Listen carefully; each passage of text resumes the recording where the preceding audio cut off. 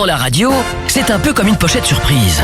On sait jamais sur quoi on va tomber. Oh, wow, j'étais loin de m'attendre à ce truc-là. Bruno dans la radio. Jusqu'à 9h sur Fun Radio. Moi, vous savez que j'ai une passion pour les gens qui font des voix de dessins animés. J'ai eu la chance de faire 2-3 dessins animés en comédien, voix, tu vois ce que je veux dire, du doublage, dans l'âge de glace notamment. Ouais.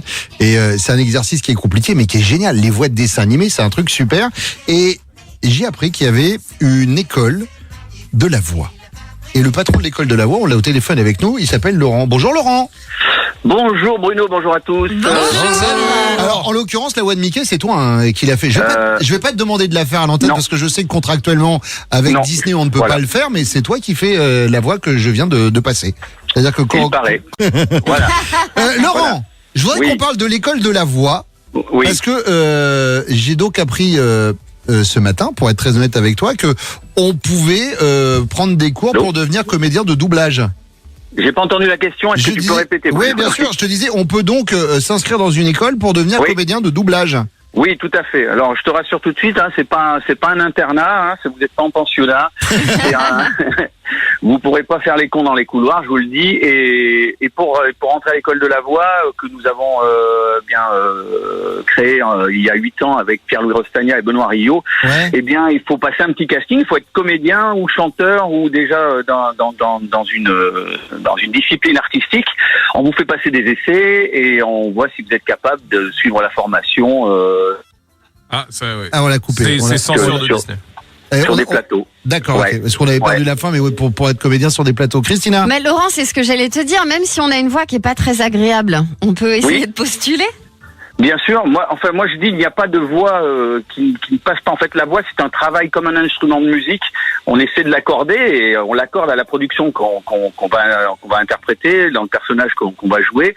Et pour moi, toutes les voix sont intéressantes et plus elles sont bizarres, plus c'est intéressant parce que ça va vraiment se démarquer des autres et on va tout de suite vous reconnaître et ça c'est génial quoi. Ouais, parce que en fait c'est pas tant la voix, le grain de voix justement, c'est une vraie signature, c'est juste la proportion qu'on a à savoir jouer la comédie ou pas, parce que être comédien de doublage, dans comédien de doublage, il y a le mot comédien et c'est ça le plus important en fait, Laurent. Tout à fait. On n'apprend pas à jouer la comédie, vous devez arriver en sachant déjà jouer la comédie. Le doublage, c'est juste une partie artistique en plus qu'on va développer. Et c'est un art à part. Il y a le théâtre de rue, il y a la commedia dell'arte, les fédos et tout ça. Voilà, on part dans plusieurs. C'est un. On l'a reperdu sur la fin.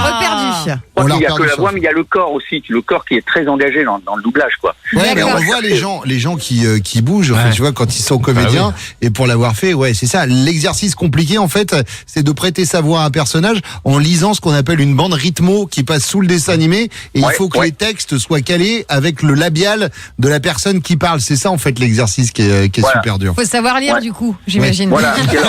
C'est ce qu'on met dans notre règlement. Il faut savoir lire correctement. Alors, ça c'est déjà la base, mais dans une autre formation, je fais des formations voix off aussi, j'apprends, je dis que je suis prof de lecture en fait, je suis coach en lecture, parce qu'il y a les gens ne savent plus lire, enfin surtout les jeunes qui arrivent dans les formations, ils ont beaucoup de mal à lire correctement un texte. Mais ça c'est de la faute à la maison de Mickey aussi. Je sais pas. Non, pourtant Mickey leur a... Oui, il leur apprend bien. Laurent, je suis désolé, la liaison coupe un peu. L'école de la voix, elle se trouve où? Elle se trouve à Lyon ou elle se trouve à Paris? Attends, il ferme la fenêtre. Laurent, je disais, l'école de la voix, elle se trouve où? Elle est à Lyon ou elle est à Paris? Alors, c'est à Chazé-d'Azergues, à côté de Lyon, dans une magnifique demeure bourgeoise, dans un petit village classé du Beaujolais, où vous pouvez vous restaurer juste après les cours. C'est absolument génial. Eh bien, écoute, j'adore ça. Merci beaucoup, Laurent, d'être passé ce matin. Voilà, ça s'appelle l'école de la voix. Moi, c'est un métier qui me sidère. Et c'est vrai que, j'ai fait genre les voix comme ça. Ah, regardez.